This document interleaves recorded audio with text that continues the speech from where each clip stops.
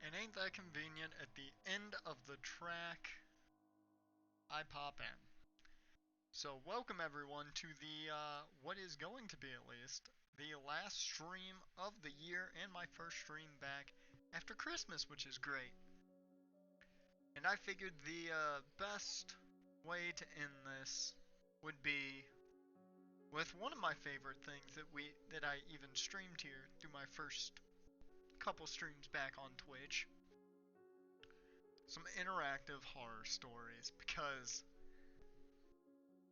that Ouija, or Ouija, whatever you want to call it. Nope. Nope. We already went through that. I ain't going through that again. I actually can probably turn up the music just a tad bit here. And I do have two mics set up to do a quick mic test for anybody in the stream or anyone who's watching the playback video on demand over on YouTube. You can just tell me which mic's better.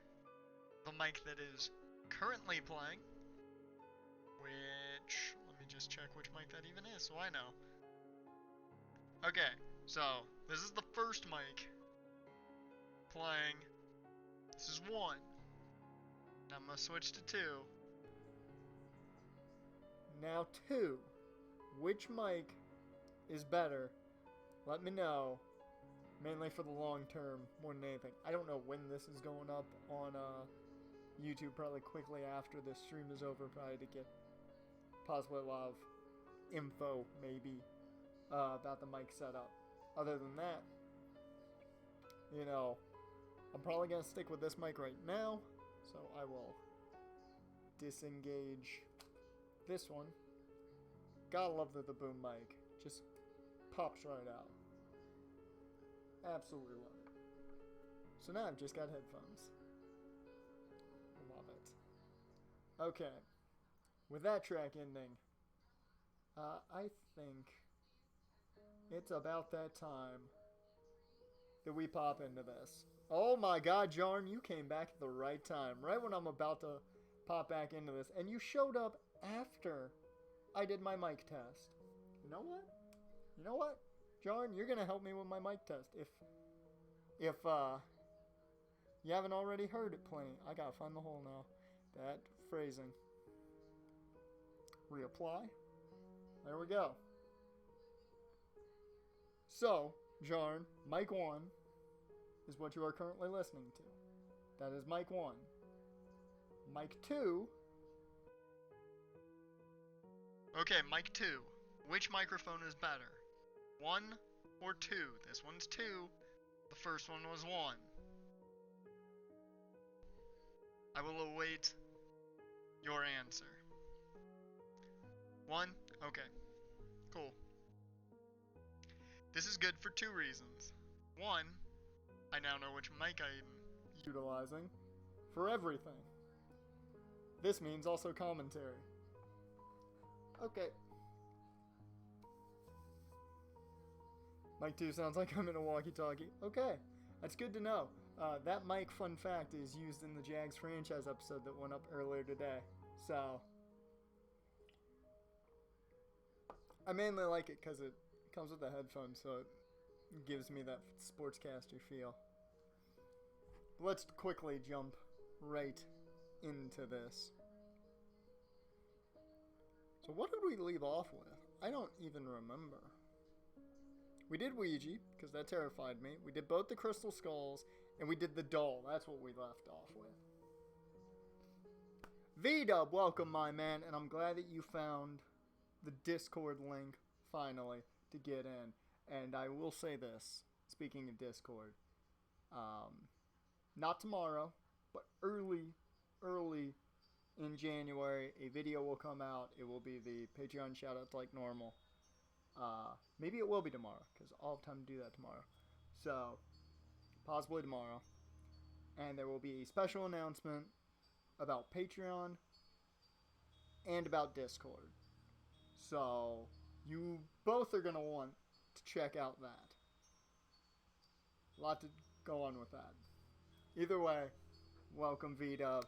And now, your choices are After Funeral, Evil Beneath the Ground, and Madness in Infinite Loop.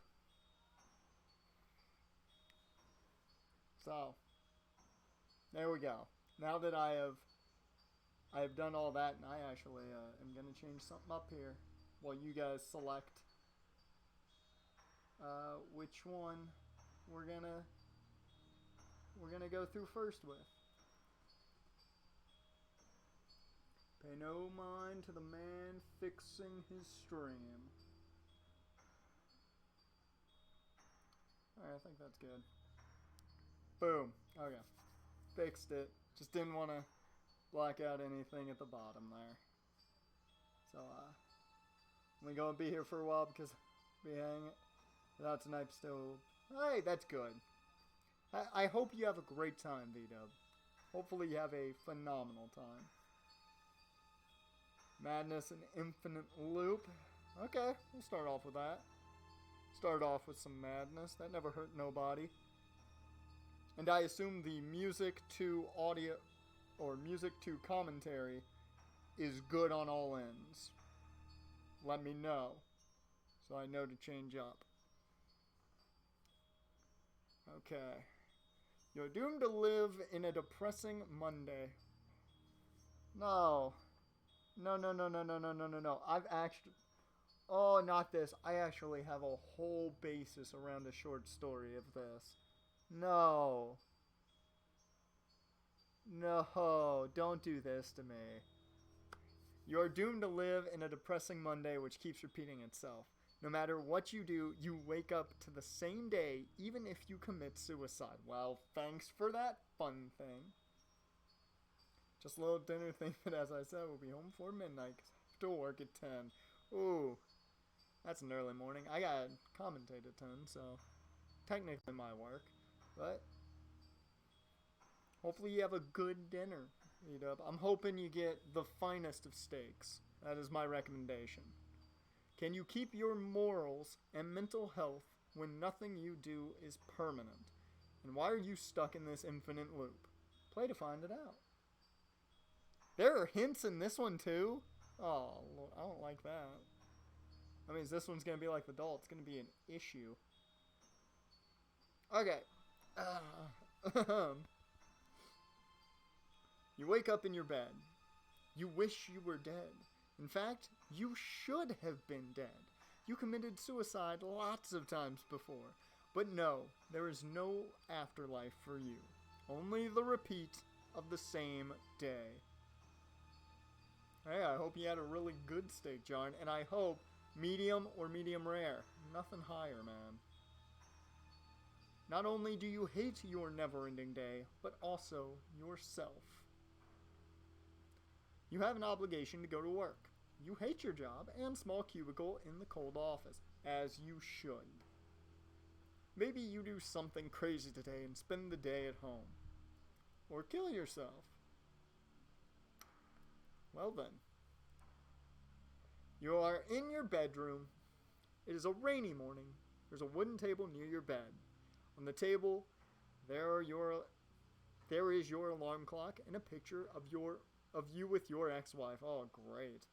There's a drawer beneath the table. Now, it was grilled well, medium rare with some A1. Okay, you shouldn't need the A1 if it's medium rare, but I respect your choices. Just shouldn't need the steak sauce if it's medium rare. That's personal preference. So, look out the window, look at the alarm clock, look at the picture, open the drawer, or go to the bathroom.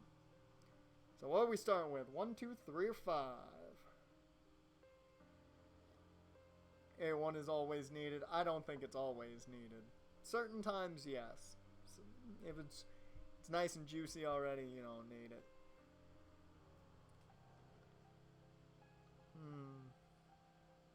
This is an interesting one, because I don't know where any of these are going to take us. The last time we did this, it was we kind of knew what path we were taking. I feel like I know where one could go. Go in the down list. Okay, go down the list. Let's do it. I think I know where Look Out the Window is going to take us. You are at the 13th, obvious, and top floor of the apartment building. Really, I'm shocked, though, that this apartment complex has 13 floors. Most places don't. The sky is covered with gray clouds. Its grayness is reflected upon everything you see. People are walking in a hurry. Some of them don't have umbrellas on this rainy morning. There are no green trees, only high concrete structures. Man, we are in the city. There isn't any trace of happiness out there. Wow. That went in an entirely different direction. Just got a little bit depressing. Okay, so let's look at the alarm clock. Your digital alarm clock shows 7 a.m. Monday with its green LCD lights. This is the exact time you wake up each repeating morning, and it is always Monday whenever you wake up. Okay then, look at the picture, because this ain't gonna bring back good memories, I'm sure. This photograph shows you with your ex-wife at the beach when you were on your honeymoon. She has long black hair, brown eyes, and a pretty face. She was the prettiest woman for you when you were together. You both look so happy in this frame with sincere smiles, but it was the past. You feel a terrible guilt looking at this picture. Reminder too, the reason for the broken English, not the developers, not English developers, so do not get picky on the English here. I'm going to try my hardest not to. Okay, where are we now? Open the drawer. Oh, what's in the drawer? You open the drawer. There is only one important item there. Your 9mm pistol has a capacity of 17 rounds. Well, Jarn, you last stream had your movement of kill the main character. Are we still going to kill the main... Yeah, we're still going to kill the main character. We're still going to kill the main character.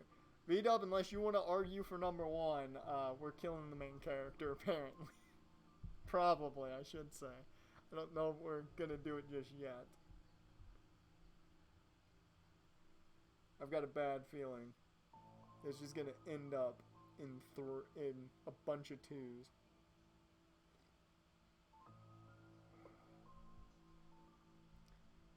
Not seeing any arguments. I'm gonna stick with it then. Oh! That's what happened. Crap. Okay, let's go to the bathroom.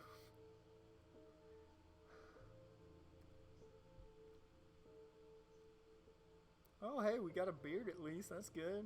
Good old beard. Oh, God. Lolling at the... Jarring. In all seriousness, that's not something to law at, but... You're in the bathroom looking at the mirror. You see that you need to shave. Your beard grew a few millimeters. Well, still works. Bad enough for your work. Okay, so the work doesn't like the beard. I've got a problem with them then. If you wish, you can scar your face with your razor or cut your wrist to commit suicide. You know, either or. Because you wake up with an intense self-hate each morning. More death to the main character, man. So, what option are we taking? Are we gonna shave the beard, cut the face, cut the wrists, go to the living room, or, yeah, number 3 is not pretty. Oh, we're gonna shave, okay. Okay, John, we're gonna shave. I like that. You shave your beard. You hate how you look when you don't have facial hair. Very true. I agree with that. The babiest of faces. Even your mother says that you look like an egg this way. Never got that. Never got that one. But, you know, I need it.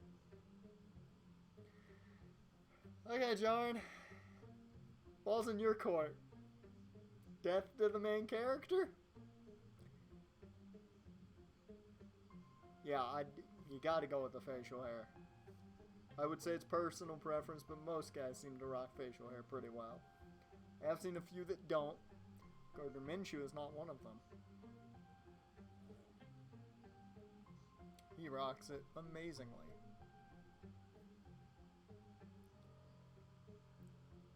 I'm very interested to see where this one goes, because 4, let's not keep killing ourselves. Okay, to the living room we go. You're in the living room now. There are your old #mustache mania. Hey, when you can grow a good stash, you gotta enjoy it. You're in the living room now. There is your old television and worn sofa in front of it. Your distressed suit. Well, your suit is on the sofa. I don't know. That word seems weird to me. You can either go to work or spend the whole day watching television. You'll probably get fired if you choose it. So taking the pistol has constantly made that option there. That's interesting. Oh, we're going to take the worst option, which is go to work. Okay, I was hoping to, maybe binge You on Netflix. Great show. If you have not watched it, highly recommend it. Non-sponsored, but man, is it amazing. You wear your suit and head off for work. It's a rainy day, but you have lost your umbrella, obviously. You get wet till you reach the subway station. It takes about 15 minutes to get there. Man, 15-minute walk to the subway. You don't got an umbrella. Everything's bad. You carry your gun at the back of in the back of your trousers. It is hidden by your jacket. I didn't even think about it, but yeah, where would it have been? Let me move that out of the way. While descending the stairs to the subway station, you pass by 2 teenagers smoking cigarettes. They are at most 13 years old. You overhear one of them say this: "I watch TV to remember."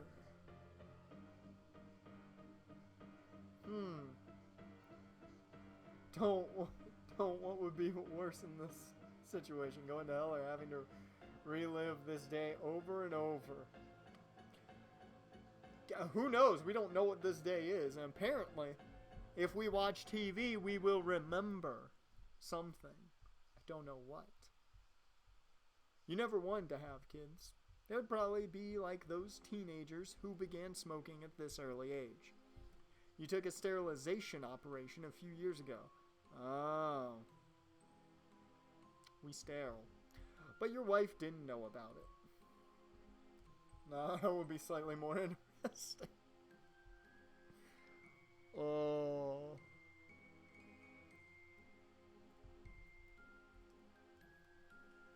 You are in the subway station. Nobody notices you, as you haven't done anything interesting, like cutting your face. Okay, I don't know if it's just me, but that last portion there is quite humorous to me. So we can 1, wait for the train to come, 2, kill everyone, or 3, yeah, that one. What are we doing? Are we waiting for the train? Talk about facial hair, the beard ditching. Whew. I kind of am more interested to know what this day is more than really just the fact that he's got to go through it. 1, trying not to commit suicide in 5 seconds.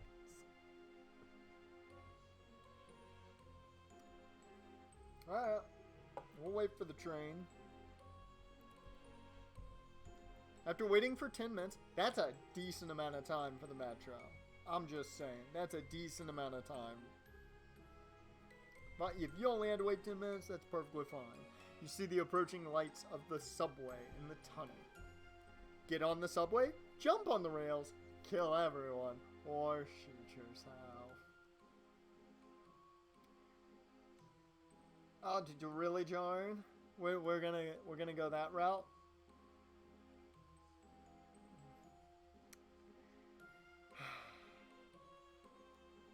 Alright. This is why you don't let the chat choose your life choices, 'cause this is what happens with this dude. You pull out your gun. People look at you with horror. And the time freezes. Nothing is moving but you.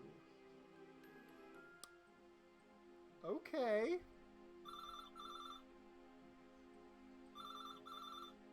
Oh god. That was the weirdest phone. Everyone spam the chat. That was the weirdest phone ring. I heard it in only one ear, so it threw me off even more. And your phone rings. Yes, despite you being in a subway station. Yep, didn't even think about that. Didn't even think about it. The caller is Dominus, but you never had someone with that name in your phone. Would have laughed if that was actually your ringtone and someone called you. I mean, I do have a phone literally right next to me. It's not unplugged. It's a landline, so that would have been very interesting if the phone had rang just at that moment. Let's answer. The person who calls you starts speaking before you can say hello to him. Okay, dear Lord. Oh, it's a deep male voice. Okay. Do you know who I am? Asks a deep male voice. Do we know him? Do we know this guy? Landlines still exist. That might be the true heart. Yes, they do still exist. They do still exist. Oh, Jarn, you think we know this dude? We know Dominus? Now I kind of think I know where this is headed, but... Alright. We know you, Dominus. We got an idea.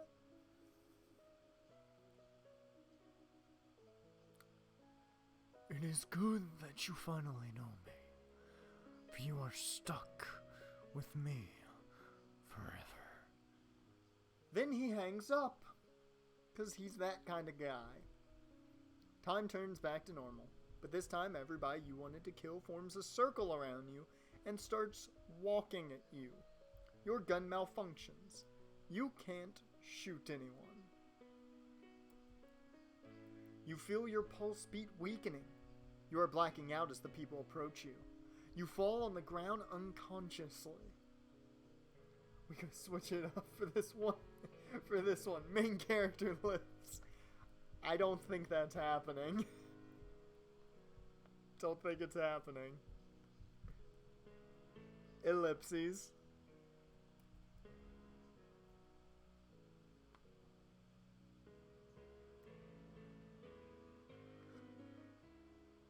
You wake up in your bed. You wish you were dead. In fact, you should have been dead. You committed suicide lots of times before, but no, there is no afterlife for you. Only the repeat of the same day.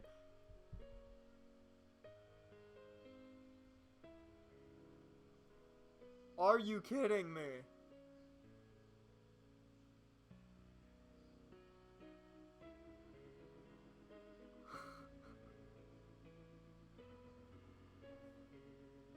There's got to be a legit ending to this one. There has to be a legit ending to this one. Yeah, he hates his life. There's got to be a legit ending to this one. Okay, I'm going to run through a bit here. Okay, there's one. I want to run through a little bit and just see, look at the picture. We've done that. This game never ends. I mean, I assume there has to be. I want to see what happens quickly if we do this. Pick up the pistol, and I'm doing it. Number 6. You put the muzzle of the 9mm inside your mouth. Ha! That, I wasn't ready for it. And pull the trigger. Ellipses. You wake up. Oh. Okay. I think I know what I'm doing. We're going to go straight to the bathroom. Okay. Well, this time you killed the main character. I just had to know. Okay. 2 options. Do we run through it as clean as possible? Because I'm wondering if we run through this as normal as possible, if that gives us an ending. I'm so unsure of what could happen, because it seems like there are multiple ways. And by multiple, I mean like, a gazillion times you could run through this. Just run through it normal? Let's do it. Let's shave the beard. Okay. Not going to do anything else because we don't want to do anything weird. We're going to go to work. We know this. I watch TV to remember. I'm very interested in that. I kind of want to do this one a second time. Okay. Wait for the train to come. Oh yeah, we didn't get the gun. I was like, where's the other options? We didn't get the gun. Alright. We're going to get on the subway now. After the train stops, you get in it with a crowd of commuters, and it departs. After 15 minutes, you arrive at the ugly gray skyscraper that you call office building. I'm very interested to see if I've got an idea for another run through of this if it restarts us again. At the entrance of your office, the 13th floor of the skyscraper, you see your boss. He is the man you hate most, an overweight bald man with a black mustache. Wait, bald, overweight, and a black mustache. So he's every, like, old silent movie villain? I feel like that's totally what he looks like. You always wanted to murder him. Okay, thanks. But you always controlled your anger somehow. Because once you react in anger, you lose control of yourself. He stares at you. You get in front of your old computer. The monitor has a big tube that you hate. You start working on your shitty duties. I don't know why I laughed at that, but they know what they're doing. English may not be their first language. They know what they did there. Shitty in front of duties. They know what they did. They know what they did. They know what they did. You do repetitive things. Oh, Lord. Ah.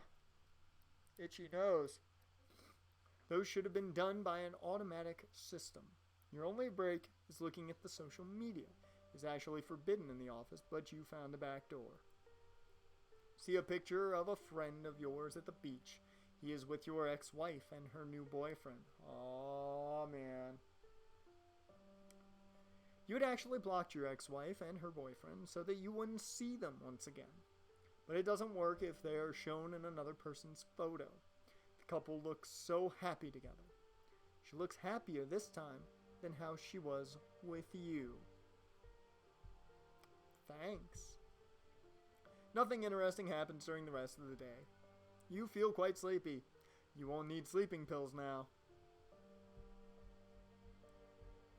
Maybe you could reach redemption, but you don't even remember what you have done. Maybe you should remember it first. You fall asleep. Ellipses. You wake up again. Okay. That right there combined with the hint we got, essentially. The subtext, essentially, we got from the kids. There's only one thing to do. We're gonna watch some TV. We're gonna, well, no, we gotta go to the bathroom. Gotta go to the bathroom. I'm not gonna shave. I ain't gonna cut my face. I ain't gonna slit the wrists. Going straight to that there living room. And this finger right here is gonna press that 2 button. We're gonna spend the day watching the old boob tube. You turn on your old television and sit on the sofa in front of it.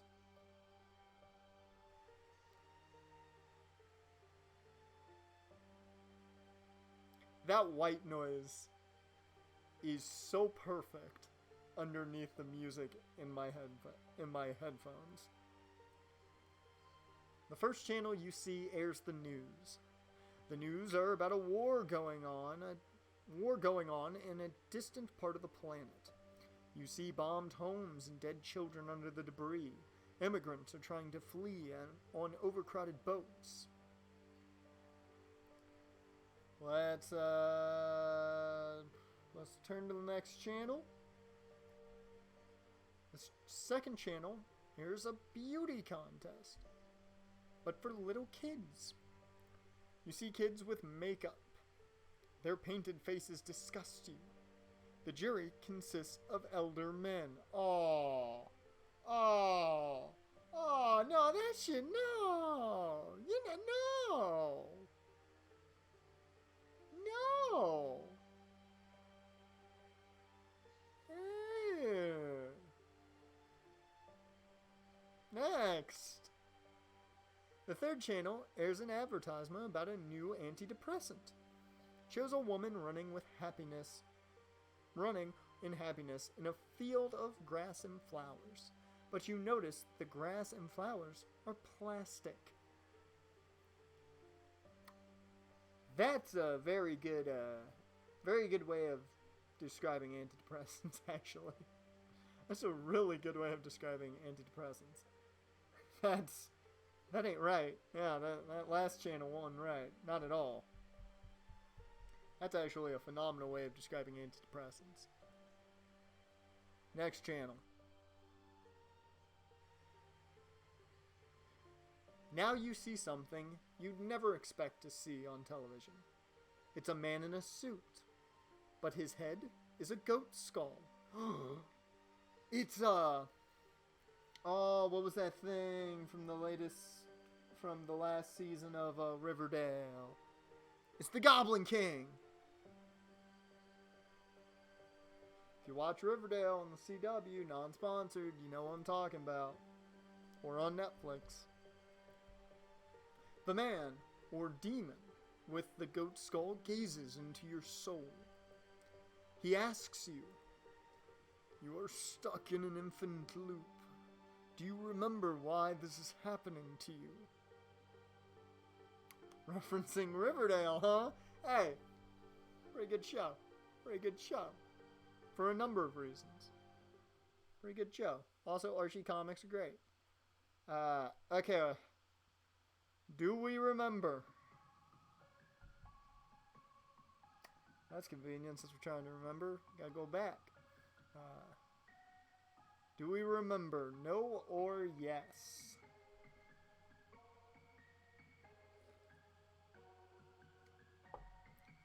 Pop goes the weasel around the mulberry bush. The monkey chased the weasel. Nope. Fun. Pop goes the weasel. Let me show you then.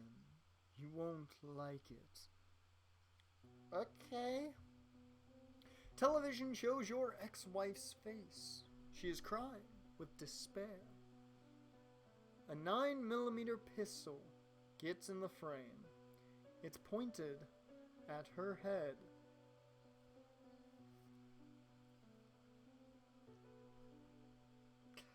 Well,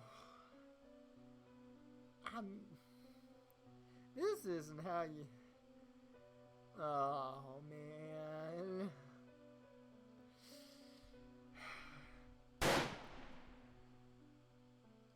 I wasn't ready for that. The trigger is pulled, and she's dead.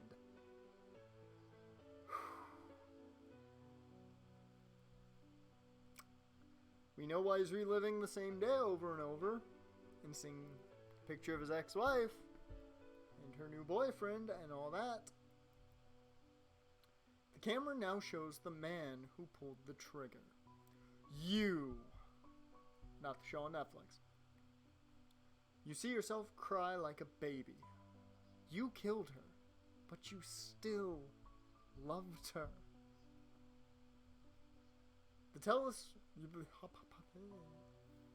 The television screen fades away. What will you do?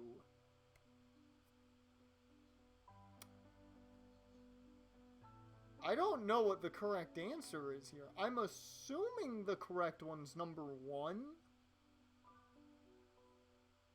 But we staying alive? Staying alive. Let's take those sleeping pills and sleep. Your sleeping pills have been your best friend. They make you sleep instantly. You could like them more if they had you wake up to a different day, though. You take 2 pills and go to sleep. Ellipses.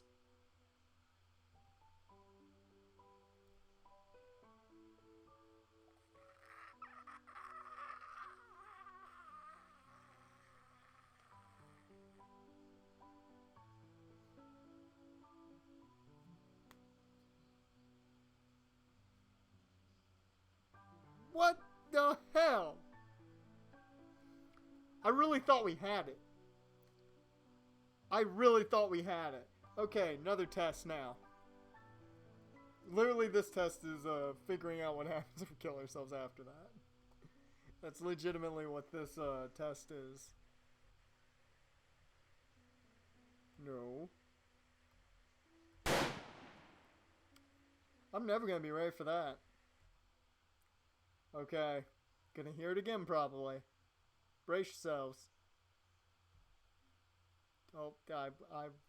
Brace now. There we go.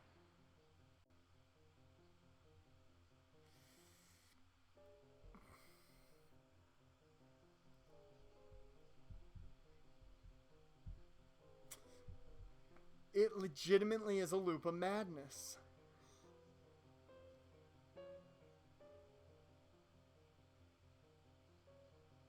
I'm trying to think. Okay, there's one more. Before I close this and just give up on figuring out the answer to it right now, I do want to see what happens if we ask one thing. Yes! Let me just remind you something.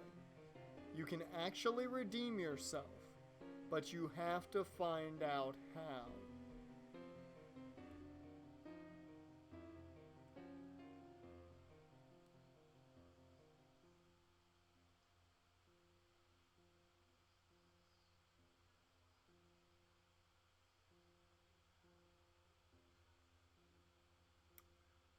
Huh.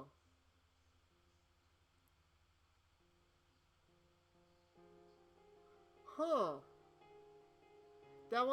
That's interesting. I didn't expect that answer. So it's obvious that you have to keep playing through it and do a certain format. Huh.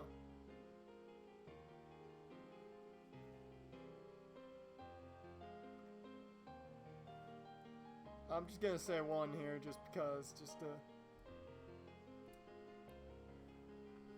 Huh. That's such an interesting style of things. Okay, we'll be getting back to the game here in a second. You guys are gonna see black screen for a bit. You guys get to see my beautiful face just up in the corner of a black screen right now. Ain't it so pretty? Will I bring the game back up? Oh. Oh. There we go. Make sure it's up and running. Boop. Boop. Hey. There we go.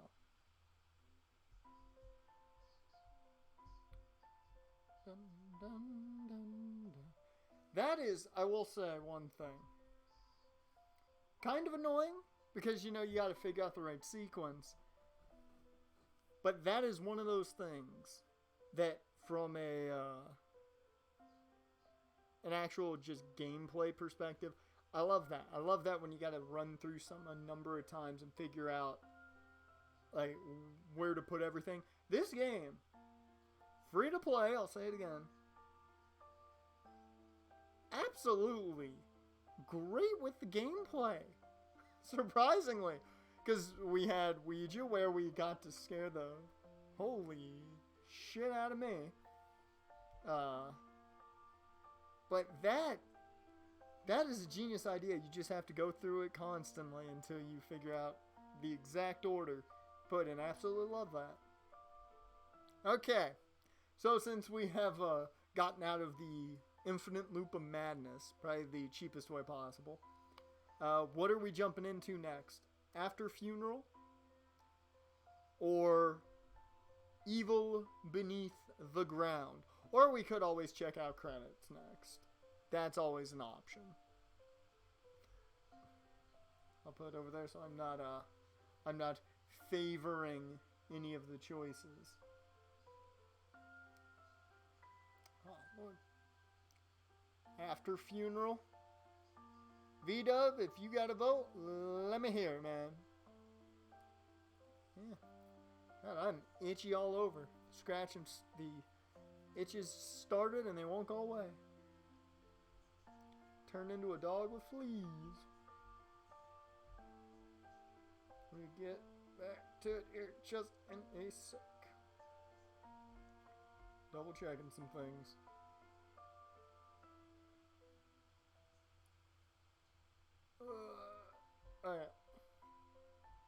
Okay. After Funeral. Ooh, I like this backdrop. What we got here? We got Jonathan. Is that White? What is that? Can you tell what that first one is? Because we got Don White over on the left.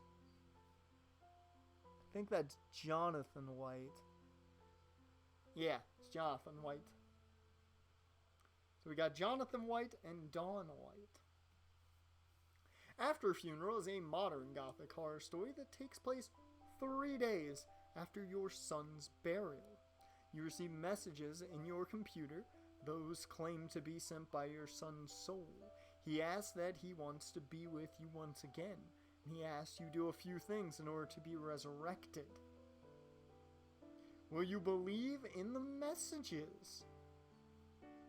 I first thought it was going to turn out into some monkey's paw type of stuff. After Funeral. Let's go ahead and pop you out of the frame. How about that? You used to be a father. It has been 3 days since your son Jonathan White was buried in the graveyard of the local church. He was 8 years old. Oh, that's sad. He had golden hair and blue eyes, just like the beloved man in the Carpenter's song, Close to You.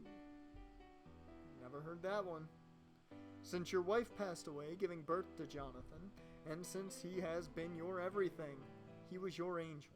Now he is gone. Noticing a trend here with these single fathers losing their children here. Mom died in childbirth the whole time. That's the second time this has happened here. Just want to point that out. And we remember the last time that happened, I didn't have much fun playing with a Ouija board. He died on a snowy winter morning. You had gone to market, leaving him alone at home. Oh. Okay, that's just poor parenting. When you arrived at home, you found Jonathan lying on the bed motionless. His face was covered with his pillow, choked. Are we sure this ain't the same dude? Are we sure this ain't the same dude? Just saying. Convenient that this plays while we're on a story about a child. Police couldn't find any trace of trespassing. You clearly remember the solemn moments of Jonathan's funeral. In fact, you try to forget, but the details are in front of your eyes and they won't go away. This is Ouija Part 2. Please no. The priest had intoned psalms and prayers, those you are not so familiar with. You're not so religious. Same was the other. I swear this is the same dude. While the lifeless body of your son laid in the church, his feet were turned to the east. He was wearing black suits and shiny shoes. I can't talk. His skin was pale. He was way too young for all this. You wished it was you lying in there instead of him. Like the day Jonathan died, it's a snowy day in all of Ohio. Oh, we in Ohio. O-H-I-O. There are 3 inches of snow outside. It's 14 o'clock now, so 2 o'clock p.m. You are a writer. Hey! Who has been on writer's block since that day? I know the feeling. Not the dead child part, but writer's block. I know the feeling. Your favorite word processor is open in the computer. I don't use Word. I use a thing called ZenWriter. It's really cool. I have a sound effect that makes it a typewriter. Oh, it's so great. The screen is blank. You haven't written anything for a long time. Tell me about it. There are cigarette buds in an ashtray, and your black hot coffee in a blue cup on your work table. Okay, don't smoke, but you know, coffee, understandable, man. You chain smoke and consume a lot of coffee nowadays. Well, I get it. I get this guy. I understand not really what he's going through, but you know, I get why he's doing what he's doing. Writer's block, man, it's a pain.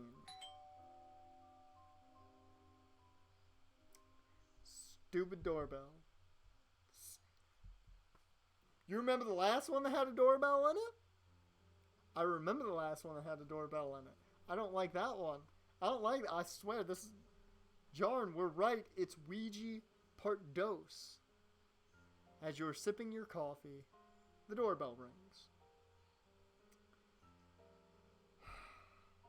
Do we open the door or don't open the door? I don't like this. Oh, J.J. Watt returned for the playoffs? That ain't gonna help Houston. Their secondary is terrible. And against Buffalo, of all teams, they're doomed from the get-go. Okay, we're opening the door. Let's open that door. You open the door. It's Bob, your neighbor and friend. Hey, Bob. You had drunk beers and had barbecue with him for 7. Not gonna get mad at the English. You had beers and had a barbecue with him multiple times. Bob is a nice guy. He's overweight, has short black hair, and has no facial hair. Bob, come on, get the beard, man. He wears a dark blue jacket and a black beanie. Yeah, sounds about right. Hey, how are ya? That's not Ohio accent, but I don't care. Hey, how are ya? I wanted to ask how you have been. I feel like nobody tells the truth. Nobody tells the truth when you're going through something like this. Nobody does. Yeah, Jar, we're hitting too. It's the only realistic thing to do here. We're lying. Bob believes in your lie. It's good that you're doing better, fam. He said fam.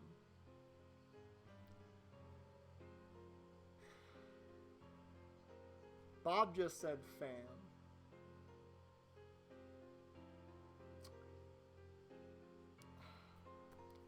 Everyone knows losing a kid is a hard process, but I'm sure you will get over it. You're strong, man. Bob continues. I'm going to the market right now. You need anything? You remember that you are out of cigarettes. What's up, fam? I just like that Bob said fam. That's hilarious. No, nah, thank you. Or, yeah, I need cigarettes. Well, if we're out of cigarettes, we're more than likely going to ask Bob for more cigarettes, I would assume. But, John, where are we going? 1, 2.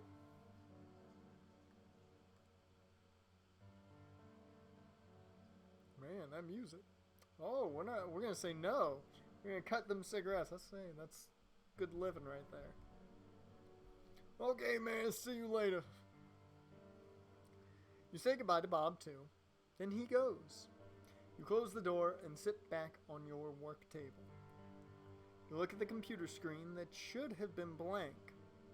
But no, it's not blank. Something is written. Yeah, I saw they kept both Marone and Caldwell. It's a double-edged sword, because I kind of feel like they should have cleaned house, but I like Doug Marone a lot. I like Doug Marone a lot. And I think, given what he coached them through this season, 6-10 is a very good record. For all the hell he had to go through. I can't do a child voice. I really don't think I can do a child voice without turning into a little girl, essentially. Daddy, I missed you. Yeah, that's the best you're getting. Do we shout, Jonathan? Do we type, Jonathan? Or do we 3? Just turn off the computer, because we're terrified that that's on the screen. Or 4th option that should be on here. Look around the room to see if somebody's in your house.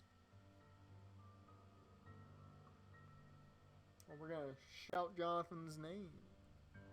Still, that 4th option should be there, I'm just saying. We shout, Jonathan? Okay, timeout. I don't know how I didn't catch on to this initially. How on earth? I'm just catching on to this, and, okay. For those of you who might be watching this on my second channel on YouTube, Video On Demand, with the Video On Demand at the Wolf's Den, on my main channel, of course, I do a Team Builder series on NCAA 14 with the Sanford College Coyotes. My character for commentary is Jonathan West. JW there, Jonathan West, very close to Jonathan White there, conveniently. In reality, I'm a writer. Not a very good one in my personal opinion, and that self-confidence hurts me a lot. But, character on here's a writer. What the heck?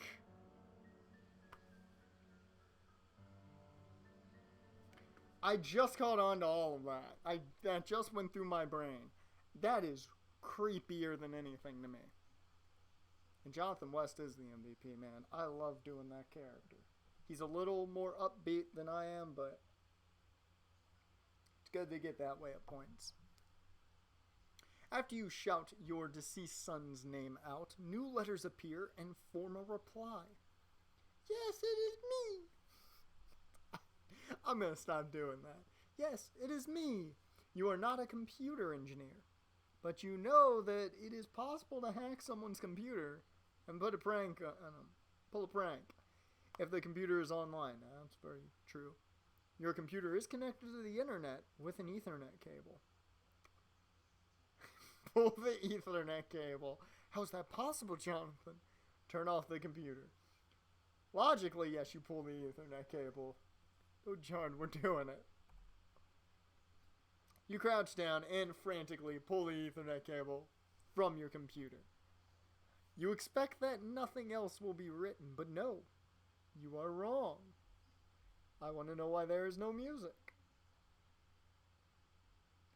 Oh, I guess it played through all of it, and now it just done.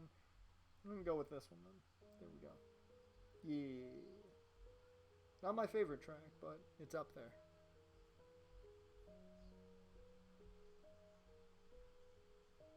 There we go. Click back in. You crouch down and frantically pull the cord. You expect nothing will be written, but no, you are wrong. I am in the computer. We're gonna turn off the computer? We're gonna be like, nope, John, love you, kid, but nope, this ain't legit. You turn off the computer, and the monitor screen goes black. Then, nothing else appears on the screen. You don't find anything to write in your novel, so you don't need to turn on the computer once again. And yes, also the text disturbed you. You don't experience anything supernatural during the rest of the day.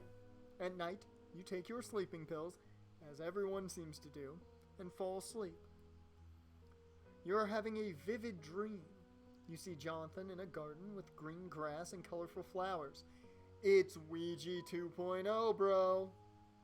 He runs around with happiness and angels. There are white-dressed angels around him. Everyone is smiling. Oh, that's nice. You are not a part of this dream. Jonathan doesn't see you, but you are still content with seeing him happy in his Eden. He was always a benevolent boy, after all. He deserved to go to heaven. You wake up to the sound of the doorbell ringing. The door rings bell. The doorbell ringing. You take a look at the clock. It's 10 a.m. You put on the slippers and open the door. It's Bob. Hey, I need to show you something. He holds a newspaper in his hand.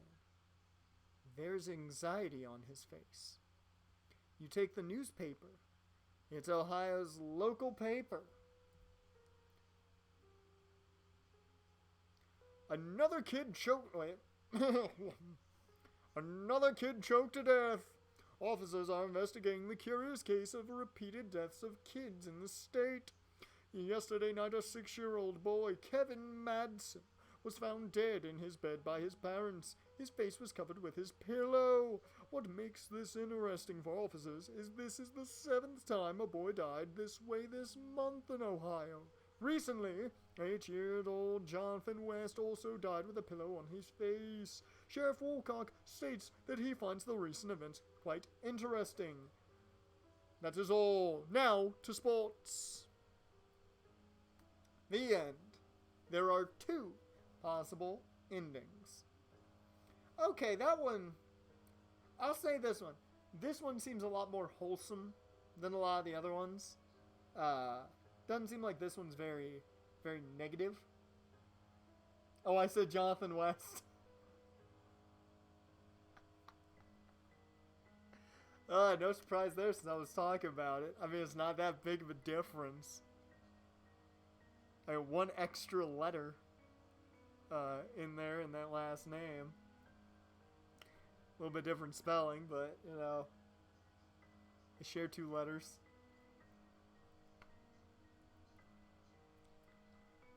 That one seems a lot more wholesome than a lot of the others. I didn't feel... That one seems like the good... That one seems like the good story out of all of these, because the Crystal Skull ones obviously did not have good endings. I don't think they have very good endings at all. The Doll certainly did not have a good ending. Madness and Infinite Loop, we may never know the ending. And Ouija, fuck that. So the next one is Evil Beneath the Ground. Which is very interesting that we are ending it with what seems to be 2 burial ones.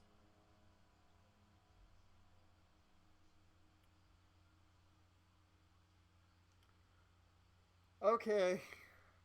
Oh lord, this background picture. That's not great music for this background picture. We get to be goth in this one. I'm super excited for this.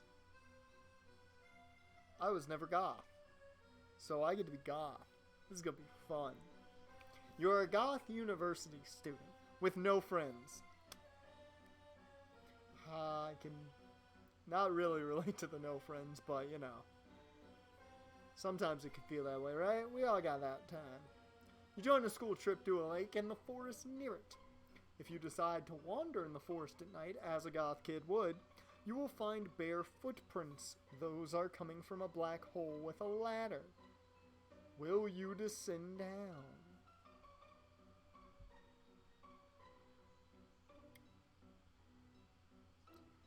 Maybe. Evil beneath the ground. Not gonna lie, I turned my head and I could have sworn I saw a black shadow just go by. I did that. I know it was just my headphones and my peripherals, but maybe mentally these things are getting to me just a bit. You're a young university student who identifies as a goth. Let me get the right posture here. You're a lonely person. People think that you want to be alone, but in fact, you couldn't find someone you felt affinity. Everyone is so distant from you. Nobody you know listens to the music that you love. Like Bauhaus. Is that supposed to be like Rammstein? Bauhaus? This Mortal Coil?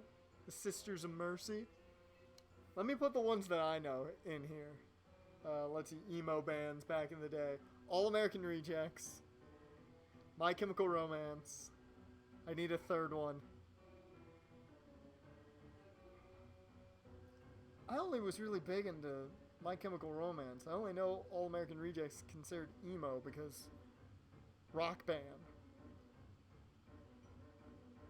I can't even think of a third emo band. 3 Days Grace is not emo. They're not emo. Probably, well, actually think about back in the day, it probably would have been considered emo. I love 3 Days Grace though, especially when they had Adam Gautier. I'm just saying. Absolutely top of the charts, man. The 1X album, amazing. Yes, I get it. Pain. I thought about it. I understand. John, you don't gotta scream pain at me. 3 Days Grace is great, though. They're not bad with Matt Walsh as the front man. They're not up to snuff with the old stuff, though. Just saying. You heard about a university... I gotta get back in my posture here. You heard about a university field trip to a lake and forest around it in autumn. There'd be a picnic. Also, alcohol is permitted. You could bring your own drinks. Wait, alcohol is permitted? What kind of college are you going to?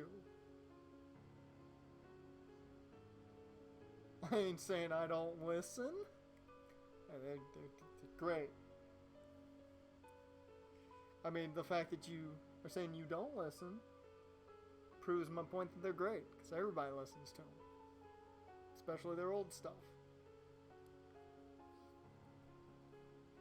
I still want to know what kind of university allows you to bring alcohol on your trip. Because that doesn't sound like a normal university anywhere. Hell, the art school I went to was a dry campus. Didn't stop people from drinking. You joined the field trip. Not only maybe you could make some new friends, but you also love the nature, especially when it's a cold season. Not gonna lie, I kind of agree with that. I do like me taking a walk every now and again, you know. It's good stuff. Even in the cold, not bad. How do I apply?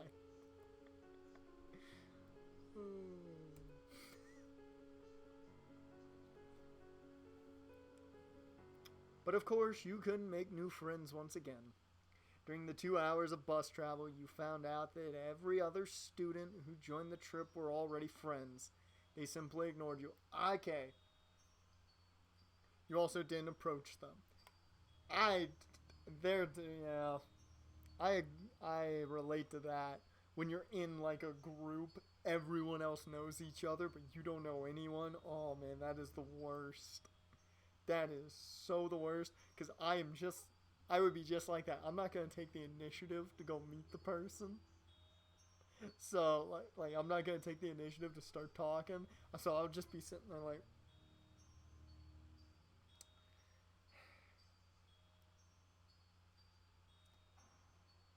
until somebody talks to me. I relate to that.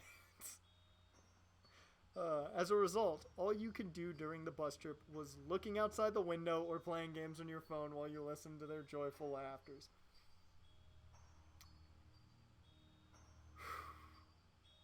Now we're hitting the heart of me right now. Now we're getting there, looking out the window, maybe listening to some Spotify.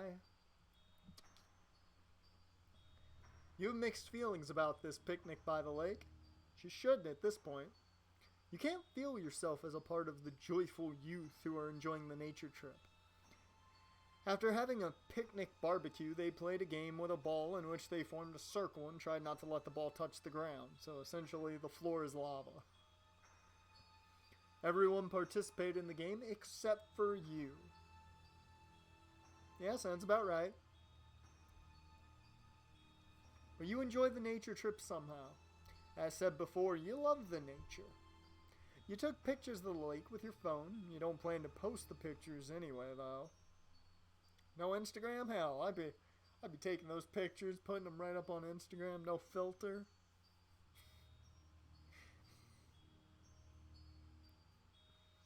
And there's a huge forest near the picnic area. You've always found peace in the green of the forest. Got that right. Love that. Go on a little bit of forest walk. Just stay on the trail, or you'll probably get lost. Don't make the squirrels mad, because they'll throw things at you, which was a real thing in my high school. We had really pissy squirrels. We had real pissy squirrels. Also, here's a fun fact. Here's a fun story, since we're doing horror stuffed in the year. At my high school, will not state it, I was in band, and two of the people I knew in band were coming to the practice field, and it was right by this little, I don't want to call it a walking area, but this little trail that was just in a wooded area. And they were coming back to the practice field after walking around there for a bit. And I don't know what they saw, but they came back not really sprinting, but running towards me and my friend who were standing there. And they were like going crazy. They were like, "You'll never believe what we saw. We saw ghosts." And I'm like, "What on earth are you talking about?" Apparently they saw some person running, and they ran past them. Paid no mind to him, not like they looked at him or anything like that. The person just ran right past them, and then they essentially said they just turned around real quick and they were gone. Just like they evaporated. We don't know what went down. We don't know what they saw. We don't know if it was legit or not. I will say, we do know there were really angry squirrels that throw nuts at people. That was actually a well-documented event. But there may have been a ghost that runs the trail. We don't know that, though. That's a fun story for you. After the sunset, people began to light a campfire and drink. People around your age generally prefer beer. But you don't like it. You feel it overfills your stomach and causes nausea after 2 cans. Instead, you prefer stronger drinks. Oh, this guy's classy. Today, you brought a bottle of red wine in a wine glass. This dude grabs his backpack, pulls out a red wine bottle and a wine glass. The idea of this is amazing. I want to see this dude in the middle of little distance from everybody, just pulls out a bottle of red wine, puts that thing down, probably has a, what are those things?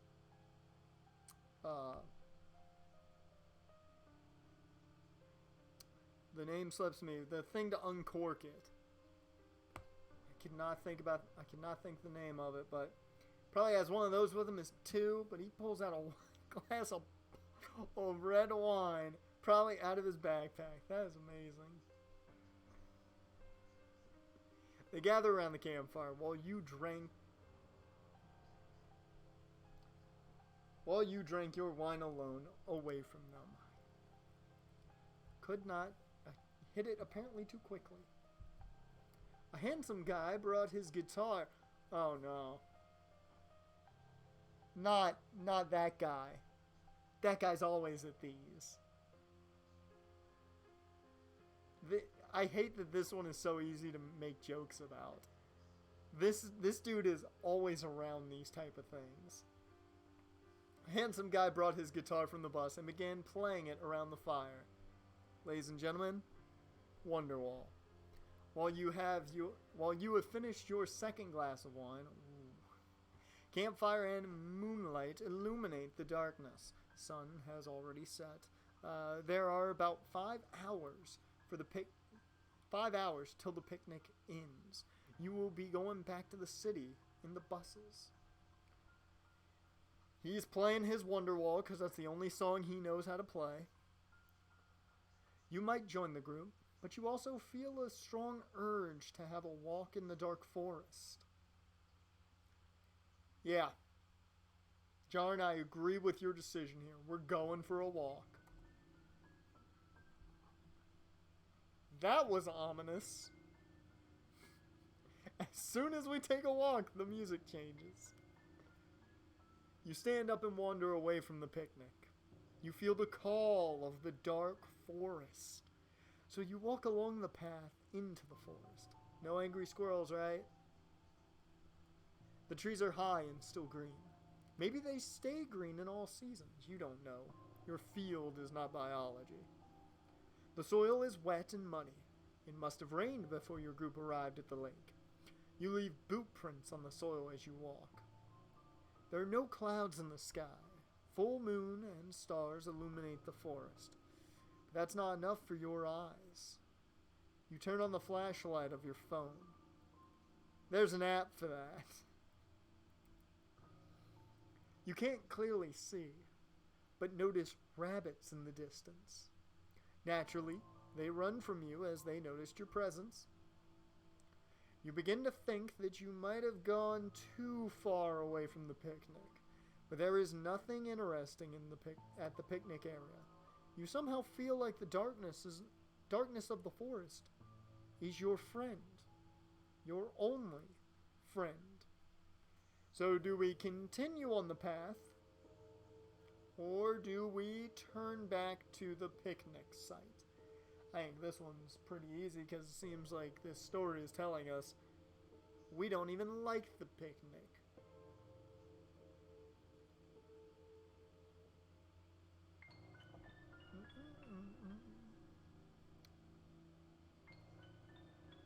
So what do you think, Jarn? 1 or 2? 1.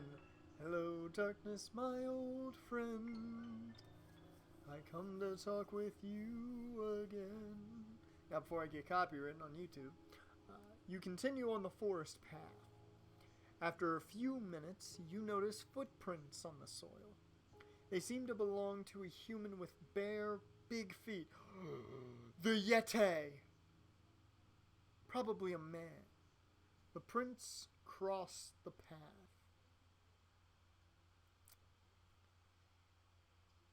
So do we turn back to the picnic site? Do we follow him? Or do we follow his route back?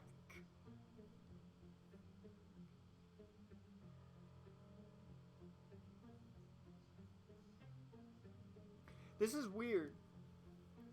This is weird wording. Because it says the prints cross the path. Follow his route back. I don't understand what that means, because it seems to suggest he's gone both ways, but we only see one major set of footprints. That's weird. Okay, we'll follow him, though. You follow the footprints on the soil. They keep changing directions. Okay, that's what it is. That's weird now. That's really weird now. You find yourself at an elevation, and the prints stop. Whoever was walking, he didn't leave prints. He didn't leave prints anymore. He might have gone anywhere else, as he didn't follow a single direction. That's weird, so the prints just stop.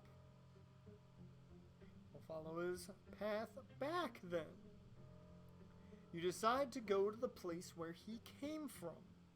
After a long walk, you find yourself at a hole. Oh, that's where it meant by that. Okay, so there's prints going the other.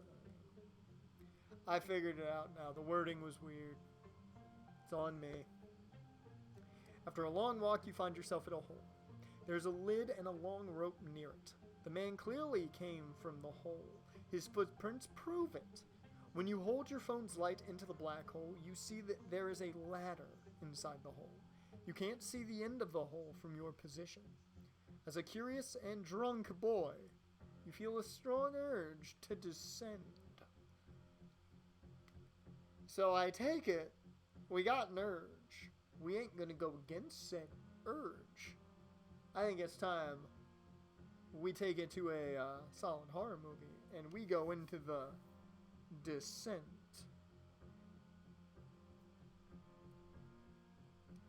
John, you want to give your number 2 in the chat before I descend, or are you all good, man? There it is. I was waiting for it. Horror time. Hey, I gave already a horror story myself about the ghost runner. Or whatever they saw. As you need to use both your hands to climb down, you put your phone into your pants pocket. Turning off the light, you start climbing down. This ain't gonna end well. After a few seconds, the moon and stars above no longer illuminate what you see. You are in pitch black, and the ladder still continues. Woo-hoo-hoo! This is reminding me of The Showers, my favorite creepypasta. Oh, I'm liking where this is going. And this music is doing great. Finally, your feet touch the ground. You are so distant from the forest that you can't see the entrance of the hole from where you are. You carefully get on your 2 feet. You can see nothing yet. The place where you are is made of concrete. There is a long corridor in front of you. It is narrow, about 1 meter wide. It is not very high. There are only a few centimeters between your head and the ceiling of the corridor. You smell a terrible odor. It's the mixture of feces and something you can't understand. There are 3 doorless holes along the concrete corridor, making 3 rooms to discover. Which curtain we gonna go behind? Curtain number 1, curtain number 2, or curtain number 3? Or are we gonna climb back up?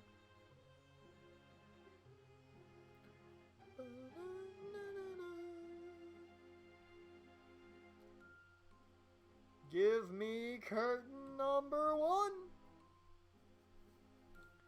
There's an empty wooden coffin. A mirror hangs on the concrete wall. A bloody razor and a black whip stand in front of a mirror. In the mirror, you see your reflection and the terror on your face. Oh, I couldn't mute the mic fast enough. Whew! Excuse me.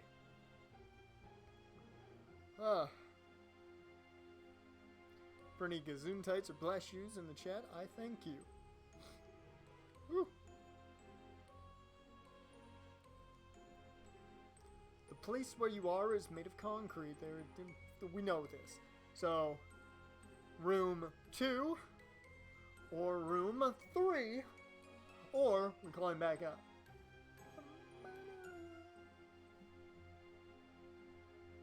So, room 1 seems like a dominatrix room to a point. Except there's a coffin, which makes me think vampire. God damn. Whew. That carbonation, man. It'll get to you. Just saying. So we can go with room 2, which hopefully will not be the home of a vampire. Or room 3, which I assume we're not going to see 3 rooms for vampires. However, judging from this background picture, might be a vampire. I don't know. Actually, I'm going to move this mouse over here. Yeah. Yeah, that's where it'll be.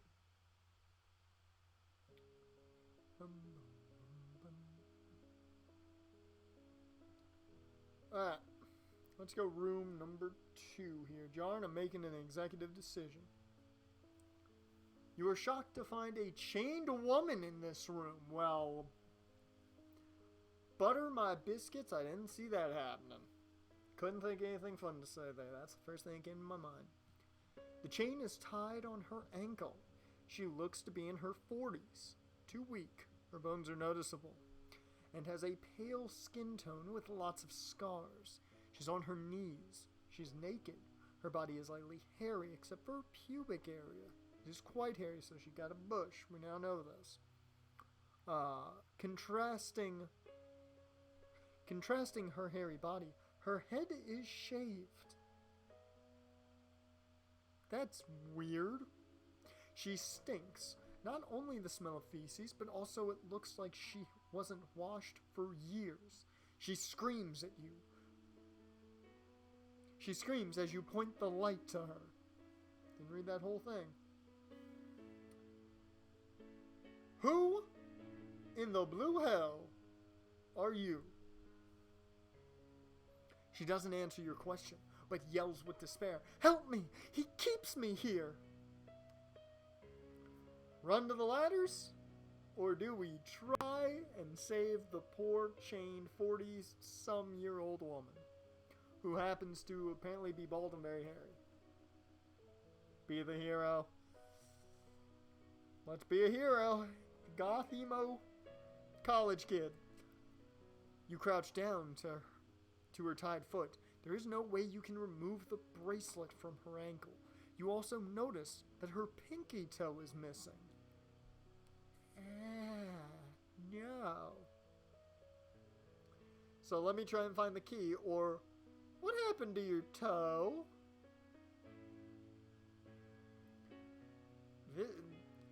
I don't understand.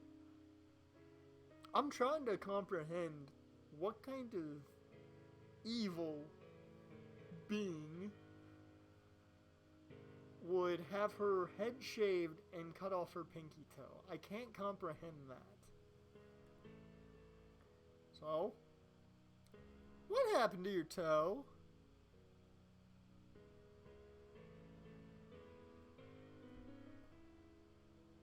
He made me eat it. Did not see that coming. You crouch down to her tied foot. There is no way you can remove the bracelet from her ankle. And now you know that this sick individual made her eat her own pinky toe. Serial killers, am I right, folks? You try to leave the room, but something you don't understand happens. At the exit of the room, you hit something that wasn't visible in front of you. Yes, you saw nothing in front of you, yet you hit something. Any clarification here? You fall onto the floor, and an invisible force carries you and repeatedly smashes your head to the wall. You hear the woman screaming as you black out. Did we really just die? Ellipses. When you wake up, you find yourself lying on the concrete floor in pitch darkness. By the smell, you understand that you are in the same place. Whoever is keeping you captive, he stripped you from your clothes. You are naked and cold. Would you say I'm naked and afraid?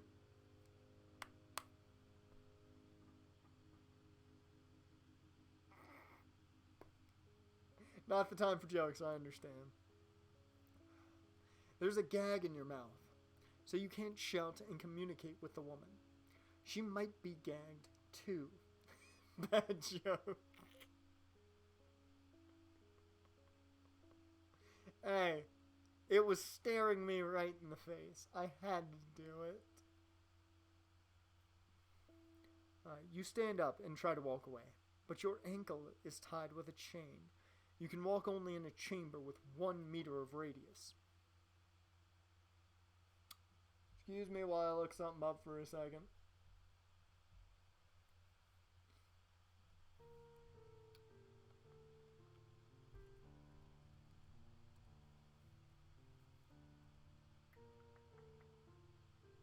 Okay, so we can only walk 3.2 feet, so not very far. I legitimately wasn't sure how long a meter was compared to feet, so I just really wanted an idea. I figured it wasn't very far, though. Your foot touches a metal bucket. It's probably where he expects you to defecate. So we shit in a bucket.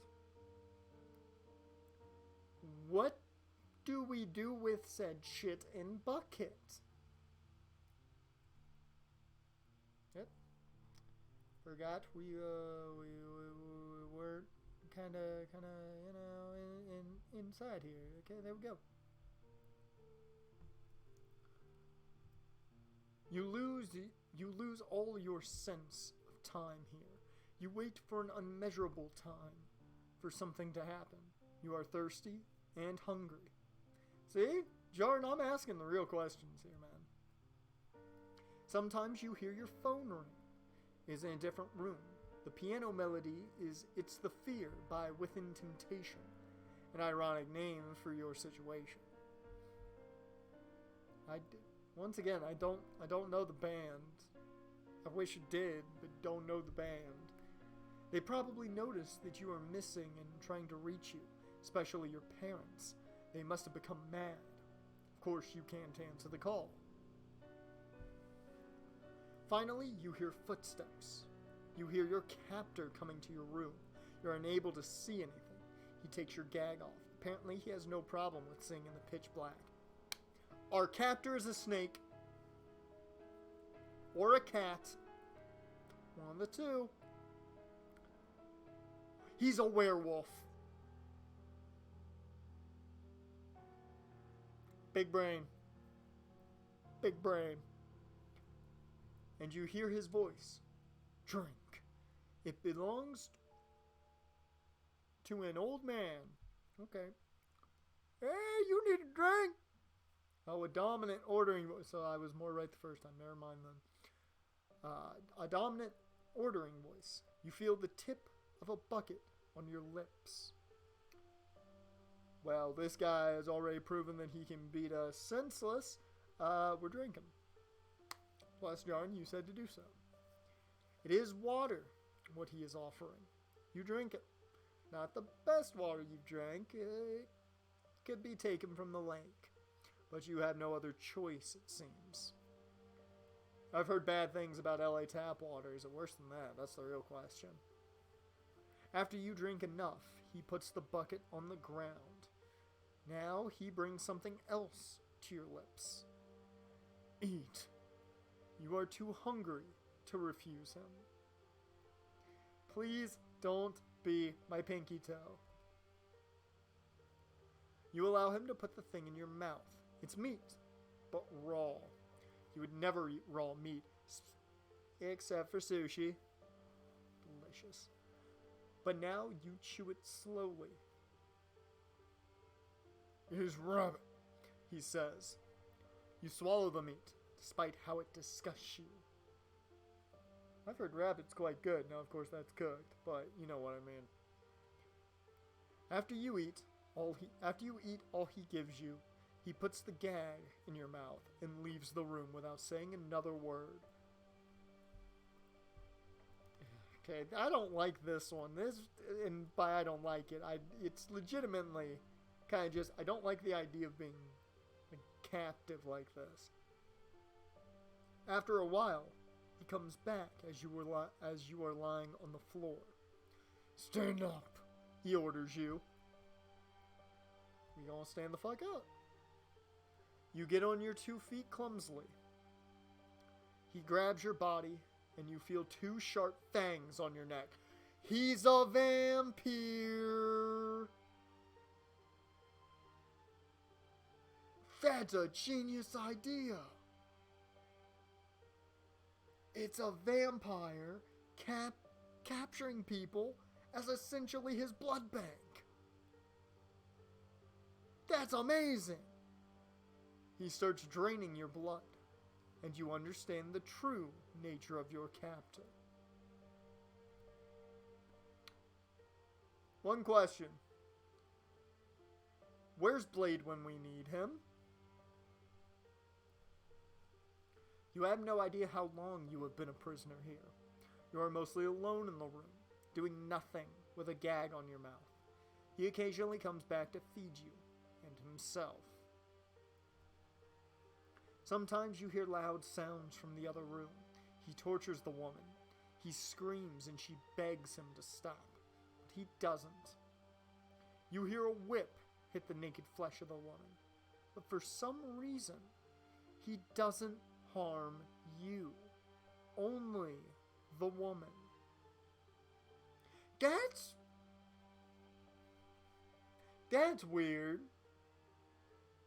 That's weird. Why would that? I could not even think of a reason why that would be. Oh, that's got me curious. I want to know the answer. You haven't seen anything for a long time. You have no idea what he looks like. Sometimes you hear sobbing, but it doesn't belong to the woman, to the captor. He cries loudly for some reason. Okay, now I have no idea what's going on. I thought I had it nail on the head with the vampire having a captor as, you know, like his personal blood bank. I legitimately have no idea. Some day or night you can't figure out, he shows up and takes your gag off. I have done research about you. Learned everything about you. Since I think he's a vampire, he's not going to be stereotypical Dracula. He says your name, shocking you. Say my name. We have some common points. We both like the dark. We are both outcasts, lonely souls in this world of darkness. I will make you an offer.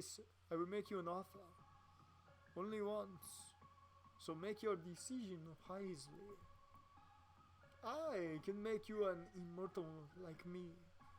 You will no longer be in chains. You have a life or unlife in the dark. You have always wanted. Or you can stay as a mortal and wait for the day you will die here as my prisoner.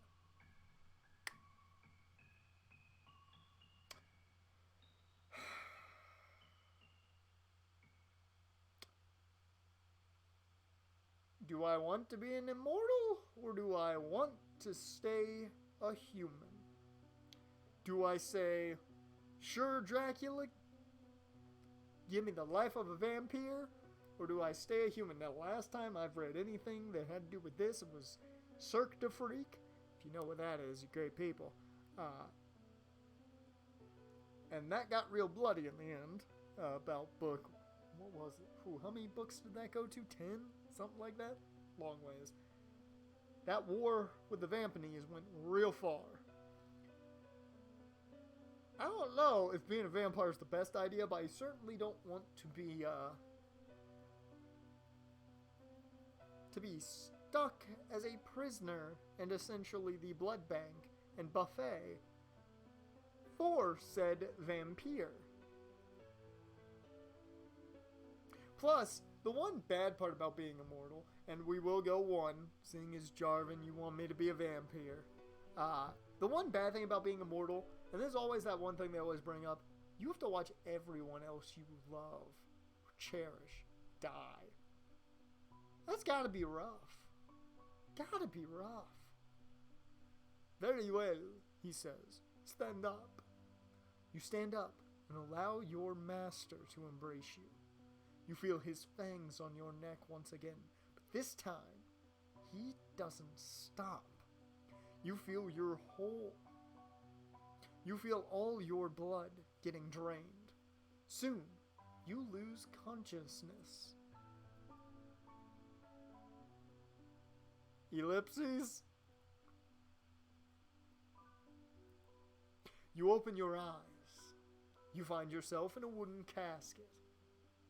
But this time, you are able to see. There isn't any single light source in the concrete room, but you see your environment as if you are wearing night vision goggles, so everything is green. You are wearing your old clothes, and also gloves, so you can't see your skin. You have lost your hair. It has shed. Your old hair is on the coffin's part where you put your head on, and you feel your face changed too. But the most significant change is an unbearable thirst, but not for water. Welcome to a new start, my child. You hear his voice. You look around the room, but you can't see him. There are 2 coffins and a mirror in the room. They think that our kind can't be seen on the mirror. False. Take a look at yourself. You step outside the coffin and walk to the mirror. You are in terror with what you see in the mirror. You don't carry a human face anymore. Your skin has scales like a snake. Its color is a light gray, almost white. Your ears are long and have pointy tips. Your eyes are all red. You slowly open your mouth to see your sharp teeth. You scream, break down, and cry in despair. Then you feel his hand, claw to be exact, on your shoulder. He stands on your back. Now you are able to see his hand. It is scaled like your skin. Look at me. He orders you, and for some reason, you can't disobey your master. You involuntarily look at the mirror to see the immortal entity behind you. His body is tall, naked, and has a humpback. His skin is almost white and scaled. But his face is the ugliest thing you have ever seen. It's the embodiment of evils: torture, rape, murder. Said those last 2 out of order there. And envy. Envy for everything that is pretty and fair. There's our answer of why he tortures the woman. Now we get it. This is interesting. It's a combination of the Hunchback of Notre Dame fused with like a vampire. It's kind of interesting. It's like the old Buffy the Vampire Slayer vampires too. I will teach you everything I know. You're new and only now, parent says with a hideous smile. The end. The game has 3 endings. Okay, well. I wasn't anticipating like a fusion of the Hunchback of Notre Dame and vampires. That is probably the weirdest fusion of all time, but man, did the image get really cool in my head. Well, endings: 1, become a vampire. 2, die in the cell. 3, be social. And probably. Those probably are all the... I doubt it's even die. I think it would just be essentially be a buffet for him. Just be tortured and be a buffet. So, with that, we have done one run through of every single one. Now, Madness and Infinite Loop, we did a number of run throughs in, but you know what I mean. We got a good idea of everything. We gotta go credits. We gotta go credits. After we do credits, I'm down to do one more run through of one of these outside of Madness and Infinite Loop to call it into technically the year and the stream. So let's run these credits. Give the people who, of course, Jarn, you already went Ouija, of course. I don't remember how many endings that one had. I think it only had 2, so it's going to be rough to figure out that second ending. Let's do these credits. Interactive horror stories are written and coded by, oh lord, I apologize to the creators of this game that I'm going to butcher your names. Ahmet Kamil Kalis. Special thanks to Ezig Satine for proofreading. You can follow the Facebook page in order to be notified when a new story comes. Oh, that's cool. That's cool if they're going to be adding like more and more stories onto the game. That's cool. This is by the Aslan Game Studio. Cool, you can visit their Facebook page apparently. So there you go, if you were wondering like who made it. Awesome. Good on them. They did a good job. So time to go to the one story I hate the most. Since Jarn, you like to have fun at my terrified expense. You are a single father. Your wife Linda passed away while giving childbirth to your son a year ago. You will be able to use the Ouija board. Well, put that back there at least.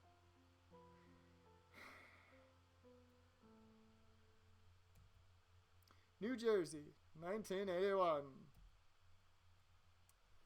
You're a single father. Your wife Linda passed away a year ago at childbirth. Your son's name is Mark. He's a cute baby with blue eyes that he got from his mother. These characters are exactly the same. It really was Ouija 2.0. It really was Ouija 2.0. As expected, you are in agony with the loss of your wife. Mark is the only thing that you hold on to, all that matters. Been in love with Linda, yes, during Linda's pregnancy. You lost your job at some point. She supported you in every way. You found another job after Mark was born. Doesn't make you a happy man when you have lost your best friend and wife. Looking in Mark's blue eyes gives you all the strength to go on as a single father. You see the future in his eyes and the past. The past when you were happy with your family despite of everything falling apart. You would lose everything if you lost Mark. Another reason what made Linda and Mark so significant is you had lost your parents too. I forgot about that. He lost everything. You have no family members left except for your son. Nobody to consult for things that you need to talk with a family member. Linda's parents, you don't see those assholes anymore. They have done wrong to you and Linda. It's a foggy morning. You are taking a walk in isolated green forest. We know what happens here. Of course, Linda is apparently there, completely alive. Did you miss me, darling? Which one did we start with?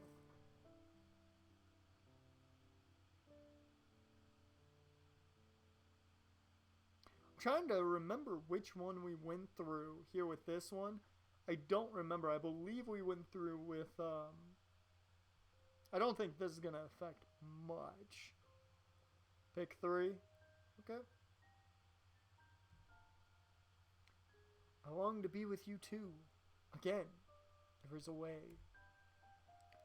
She holds your hands by a Ouija board. I will talk to you through that.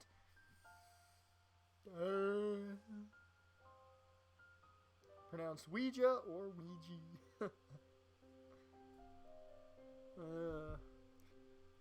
If you did not see the first part, I do not like Ouija boards. I hate them. They're the one supernatural thing that I just know. Because I'm right on that borderline. Strong One starts blowing. In the blink of an eye, her flesh turns into ashes, leaving a grim skeleton standing with you. You wake up. It was a dream. It was all a dream. Getting off the bed, you take a look at yourself in the mirror. Hanged on the wall, you look worn out. Let's check on little baby Mark. Your house has 2 stories.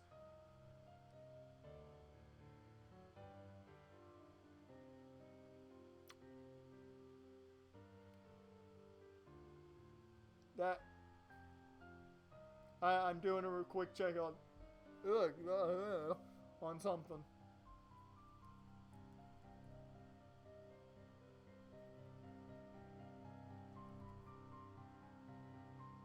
I thought so. Stories is misspelled. How did I not catch that? I swear I did not catch that the first time. I swear I did not catch that the first time. I was about to be like, I'm pretty sure that's not how you spell stories. I normally don't have to type that out. But I don't think I caught that last time. Maybe I did, but...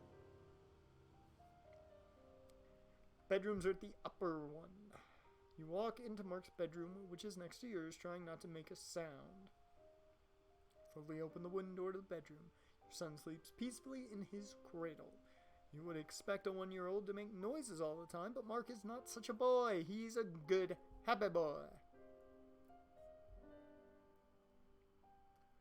The bedroom's walls are painted in a calming tone of blue. Best color. A circle of toys are hanged upon the cradle. Cute figures of a lion, sun, red cat, moon are the parts of this installment. There is a big poster of a yellow baby bird on the wall. You change Mark's diapers like you always do in the mornings. I was ready for that one. After you complete changing the diapers, the doorbell rings. It's probably the caretaker, Isabel. She comes every morning at this hour. Go downstairs and open the door. Good morning, sir, says Isabel. She's a woman in her 20s with curly black hair and brown eyes. She steps into your house. Your daily routine starts with making the breakfast while Isabel takes care of Mark. You go to work after the breakfast unless it's the weekend. Isabel walks into the kitchen, opens the fridge, and picks up the formulated milk for babies without mothers. We got number 2 because we picked number 1 the first time. Isabel climbs up the stairs to take care of Mark. You are hungry. You need to make breakfast. Do we listen to the radio or not? Because I feel like something happened when we turned on the radio last time. I don't remember, though. 2? Okay. Breakfast without music. You make yourself an omelette and a hot cup of coffee. That's your daily routine. After you finish the breakfast, it's time to leave the house. Will you buy a Ouija board? You can go to a toy store to buy it before going to work. Or you can refuse to buy it, thus refusing to contact with what you see in your dreams. What happens if we don't buy the board? I forgot that was an option. I thought we had to buy the board, then it was like, well, what do we ask, what don't we ask? I'm going to go straight with don't buy the board. So you say goodbye to Isabel and go to work without buying the Ouija board. Nothing interesting happens for the rest of the day. Your usual depressing, boring life continues. Why you gotta put it that way, game? Why you gotta put it that way? Your usual depressing, boring life continues. Why? Why like that? That just hurts the heart. You no longer see Linda in your dreams. Did she give up on you? Or what trespassed your dreams was something but your lovely wife's soul?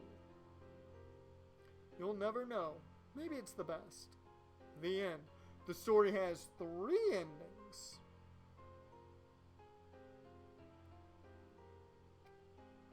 Okay.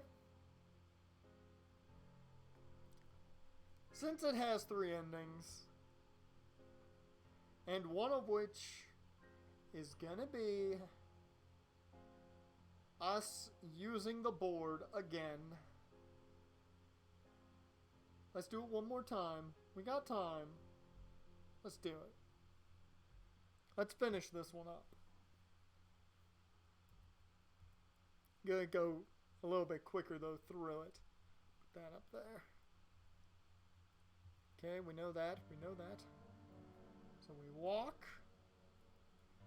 What do we want? How is that possible? I missed you so much. Linda, is that you?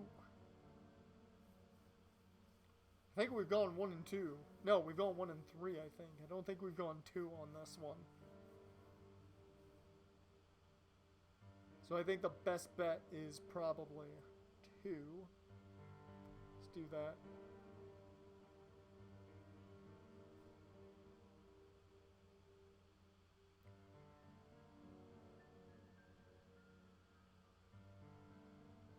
Did I? Maybe I did that one the first time around, but if I didn't, because I would have made this same reference in the first one. Did we just jump into Kingdom Hearts?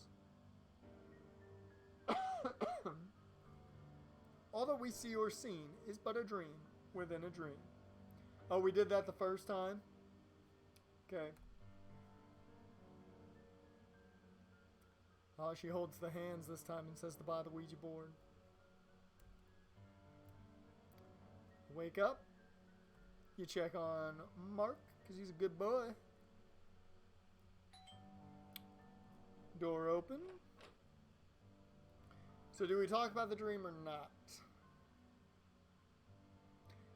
These are the ones I'm not sure if they really affect it, but they could. You also referred to Kingdom Hearts 4. Okay. Good to know. I made that reference twice now. Good to know. Okay, we won't tell her about the dream.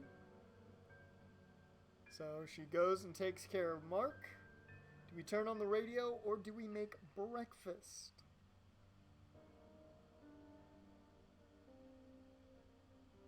Speaking of Kingdom Hearts, I'm just going to throw this out there. Speaking of Kingdom Hearts, I do plan on streaming Kingdom Hearts at some point. That'll be after I finish Doki Doki Literature Co-op though. Which that might make its return tomorrow maybe. You get to hear me do all female voices. Ain't that great? Okay, we make ourselves the omelette. And now we have to buy the Ouija board. I don't like it. We're gonna have to buy the Ouija board. Despite it being a winter day, it's not cold outside. There's a toy store you know. This is where you buy Mark's toys. You remember seeing a Ouija board there. It doesn't take long to search the store. You enter the store and start searching for the board among all the colorful toys. You find a box that looks quite different from the other toys. It doesn't look cute. Not something you'd buy for your kid. It's a grim-looking Ouija board. This is where I don't know if this changes if we get the second ending or the third ending or the first ending here. Is this going to lead us down the path to one of those endings?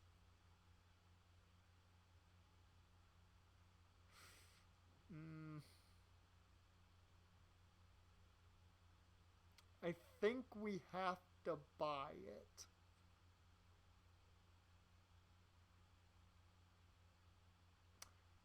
Well, Jarn, you're telling me to buy it? I'm going to go ahead and buy it. Did the music really pause again? Come on. You can't do this to me. The music's so good. We'll go one of my personal favorites, Bad Encounter. It's a great one. Love that one. You pick up the box. Hi, you want to buy that? What will you use it for, if I may ask? Oh yeah, I forgot it was a woman. I legitimately forgot that was a woman. Okay. Keep seeing my deceased wife in my dreams. Have to warn you, in my religion, Dead doesn't talk with us. There are things that claim they are souls of humans, but in truth, they are not. They are evil. Don't buy the board.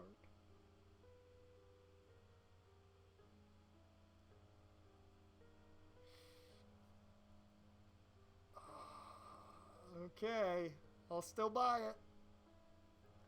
Okay, as you wish, but if you're going to use it, don't use it by yourself.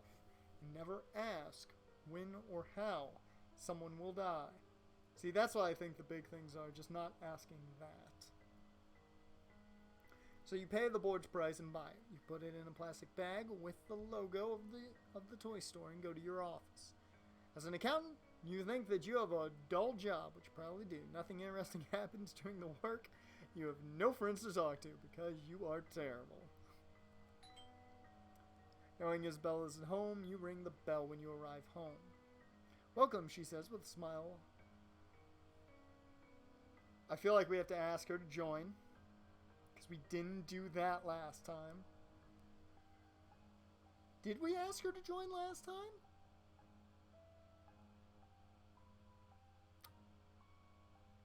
Did we? We did.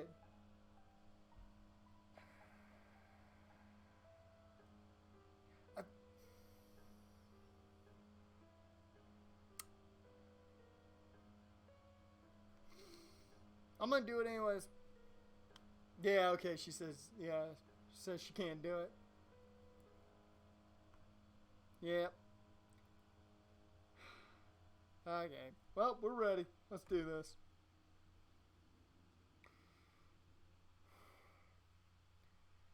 This is the best mechanic in this whole game.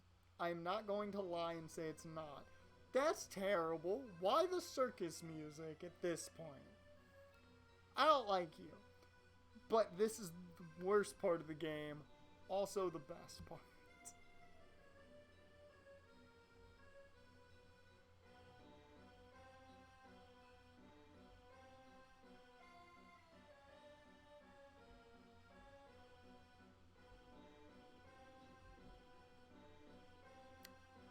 Come on.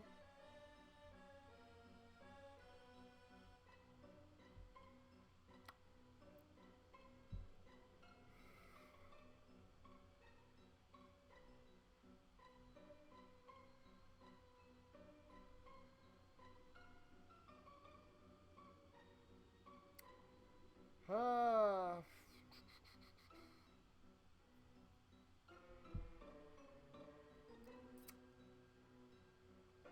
Now my only question is, how much do we ask?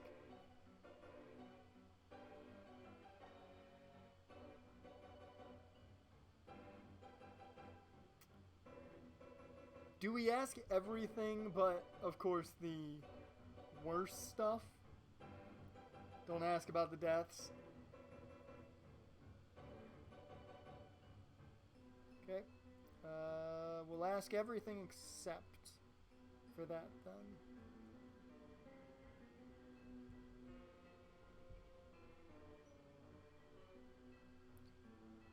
This is even worse because to have my mic and headset in, I needed two USB ports, so I couldn't put in my mouse. So this is absolutely terrible that I have to literally use a trackpad. So this means I'm literally putting my fingers essentially on a planchette. I hate this even more now.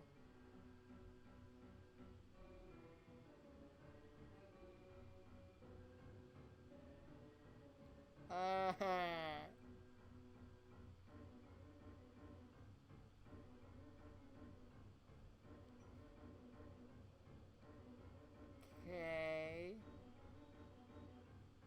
What do you want to tell me?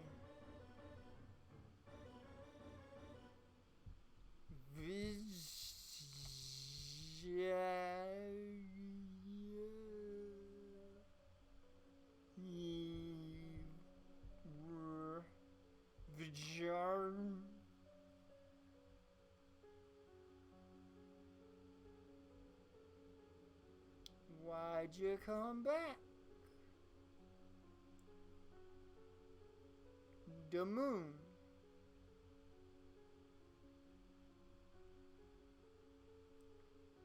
What does the moon mean?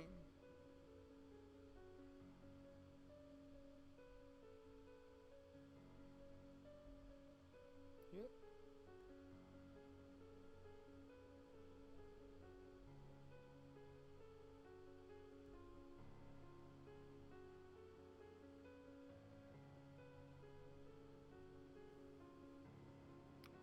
I'm just trying to see if I can spell anything out of that.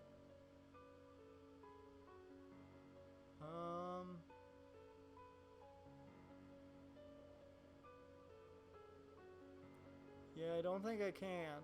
I don't think I can use all those letters and spell anything out of it.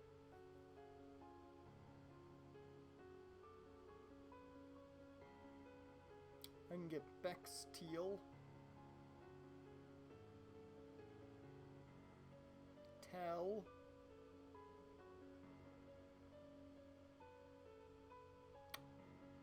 Beetle. That's about it. Yep. We already asked what you want from me, right? No, that was what you want to tell me. What you want from me? What you want from me? The moon. I hate this. I hate it so much that I gotta use this trackpad.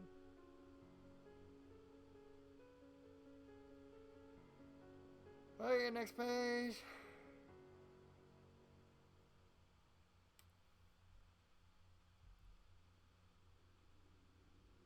Okay, don't go meet a new woman then. Aye, aye, Captain. Why did you leave us?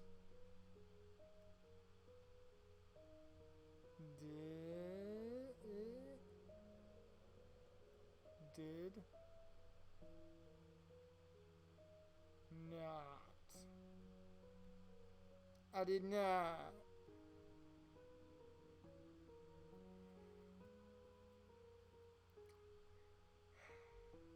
Are you peaceful? Yep. Okay.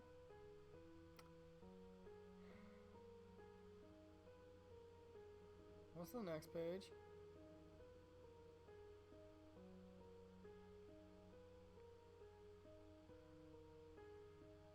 I feel like I shouldn't ask that.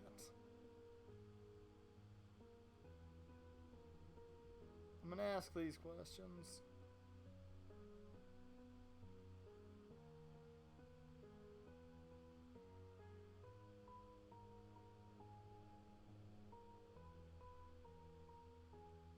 Okay, 1978.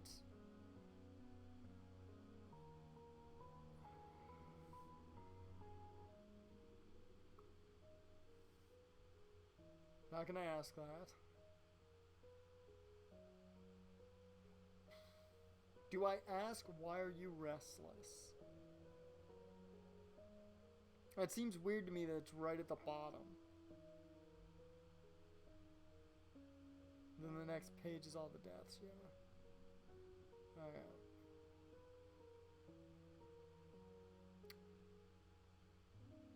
I'm gonna go... I'm gonna go ahead and ask this because I don't think that's anything bad. It's the moon again. The moon.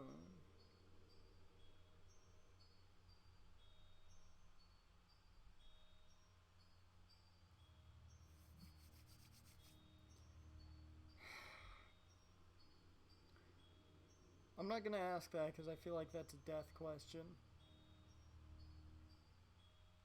I'm gonna say goodbye. Bye-bye. There we go. There we go. So you end the seance, the planchette stops moving, you couldn't get any decent answers from the spirit.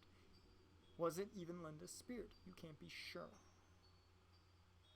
Spirit doesn't show any physical activity after the seance in your house, but the mirrors. You feel something gazes upon you whenever you look at the mirrors in the bedroom and bathroom. You feel the presence watches you through the mirrors, And this presence is not benevolent. And you are not the only one feeling it. Mark always cries whenever you bring him near a mirror. He gets scared by something he sees in the mirror.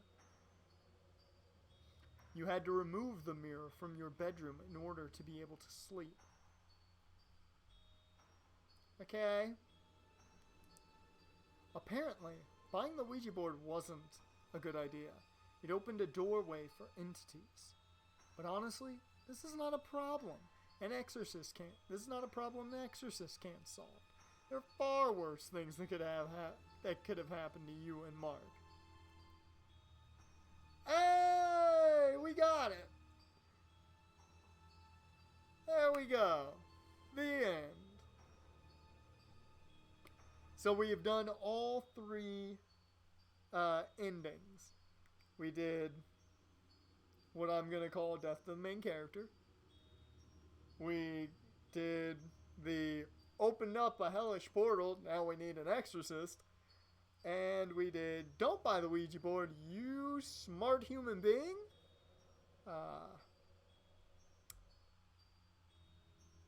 So that I will say, out of all the stories, that probably is the best story. I really enjoy that one overall. Very intrigued. I'm probably going to look up at some point the pathway for madness into Infinite Loop. So we can get the ending to that one. As well as probably the doll. But I might use the hints on the doll, not really try and find a path for that. But I think it'll be a little while before we come back to interactive horror stories. It'll probably be another late stream because those are the funnest for these things. Possible stream tomorrow for Doki Doki. That'll be midday more than likely. If not, I might do another late stream with Doki Doki. Who knows? And then Thursday, we will throw it back with some Digimon World 3. A.k.a. what I like to call Matrix with Digimon. So that is the plan, at least for now, for the streams. Hopefully you guys enjoyed. I will be enjoying my new year, probably sleeping or watching YouTube, or what I should be doing, editing for Sanford. That's probably what I should do. Probably will. But thank you for watching, whether this is on video on demand on YouTube or jarring you here in the chat. I don't know what else to say, so I'm just going to say goodbye. Hopefully you enjoy the little bit of creepy music you get to have here at the end of the stream for a couple minutes. And I will see you guys next time.